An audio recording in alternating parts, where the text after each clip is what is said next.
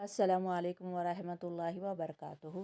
انشاءاللہ آج ہم سورہ اخلاص کی تفسیر جانیں گے۔ چلیے شروع کرتے ہیں۔ وَبِيَسِّرْ وَلَا تُعَسِّرْ وَتَمِّمْ بِالْخَيْرِ وَبِكَ نَسْتَعِينُ يَا فَتَّاحُ رَبِّ زِدْنِي عِلْمًا۔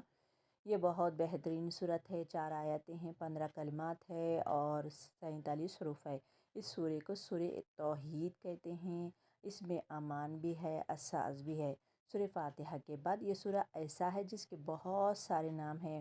یہ دو اخلاص والی صورتوں میں سے ایک ہے۔ ایک پہلا کیا ہے؟ سورہ اخلاص ہے، سورہ کافرون دوسرا۔ آپ صلی اللہ علیہ وسلم سنت نماز میں پہلی رکعت میں سورہ کافرون اور دوسری رکعت میں سورہ اخلاص پڑھتے تھے۔ ایک امام تھے، مسجد میں نماز پڑھاتے دوسرے سورے کے ساتھ یہ بھی سورہ پڑھتے۔ لوگوں نے کہا آپ ایسا کیوں کرتے ہیں؟ ہر رکعت میں یہ سورہ کیوں پڑھتے ہیں؟ تو یہ آپ صلی اللہ علیہ وسلم تک یہ بات پہنچ گئی تو آپ نے ان کو خوشخبری سنائی، اس سورے سے محبت کی وجہ سے آپ کو جنت میں داخلہ ملے گا انشاءاللہ۔ یہ بہت اچھی صورت ہے سورہ اخلاص۔ اس کا شان نزول اور اس کی فضیلت یہ ہے کہ حضرت عبداللہ بن مسعود کی روایت ہے، رضی اللہ عنہ روایت کرتے ہیں کہ قریش کے لوگوں نے رسول صلی اللہ علیہ وسلم سے کہا اپنے رب کا نسب بتائیے۔ اس پر یہ صورت نازل ہوئی۔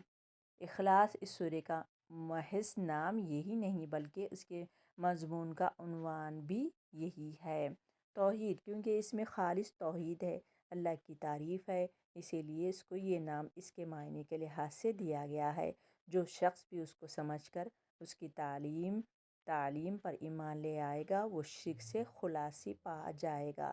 بہت اچھا سورہ ہے اور اس کی فضیلت اور کہ بخاری شریف کتاب توحید میں ہے کہ اللہ کے رسول صلی اللہ علیہ وسلم نے ایک چھوٹا سا لشکر کہیں بھیجا۔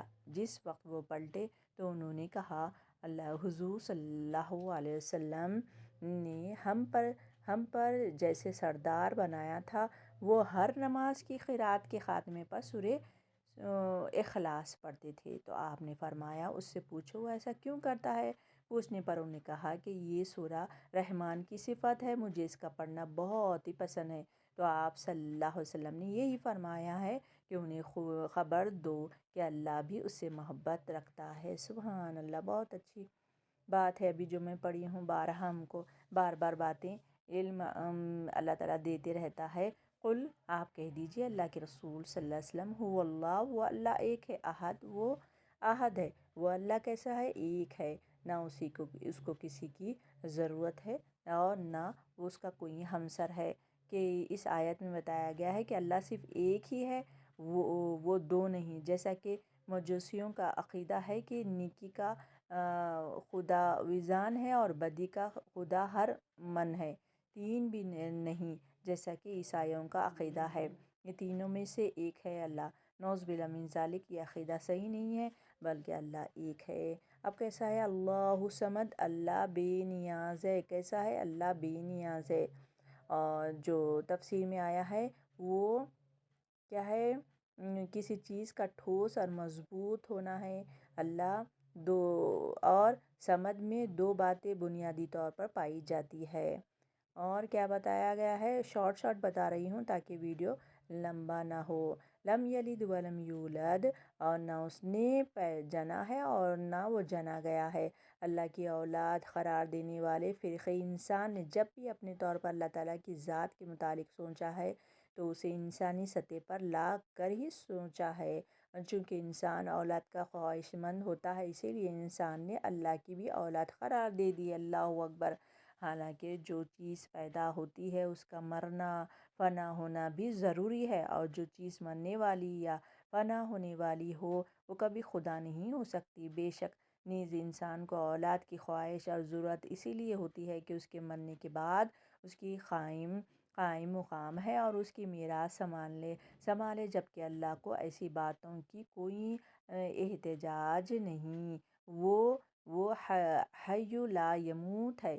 اس خیال سے کہ عیسائیوں نے سیدنا عیسیٰ علیہ السلام کو اور یہود نے سیدنا عزیر علیہ السلام کو اللہ کا بیٹا بنایا، نعوذ باللہ من ذالک۔ تو یہی بات بتا رہے ہیں ولم لم یلد ولم یولد ولم یکن لہ کفوا احد، اور نہیں ہے اس کا کوئی ہمسر۔ یہ کیسا ہے رشتے کے وقت بھی؟ دیکھیے یہاں پر مقابلہ اور جوڑ یا ٹکر کا ہونا۔ رشتے کے وقت بھی فریقین یہ دیکھتے ہیں کہ دوسرے فریق کی معاشی اور معاشرتی اور تمدنی حالت اس جیسی ہے یا نہیں، بس یہی کفو کا مفہوم ہے۔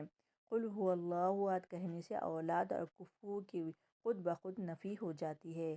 تو اس میں نفی کیا ہوئی کہ اللہ ایک ہے، اس کا کوئی ہمسر نہیں۔ چلیے شارٹ اتنا ہی رکھنا چاہ رہی ہوں میں تفسیر، اور ابن کثیر میں اگر آپ کو پڑھنا ہے تو بہت سے قرآن موجود ہے تفسیروں کے، آپ پڑھ سکتے ہیں اس کے ڈیٹیل میں۔ چلتی ہوں، سبحان اللہ بحمدی، سبحانک اللہم و بحمدک، نشہد ان لا الہ الا انت، نستغفرک و نتوب الیک۔ السلام علیکم رحمۃ اللہ وبرکاتہ۔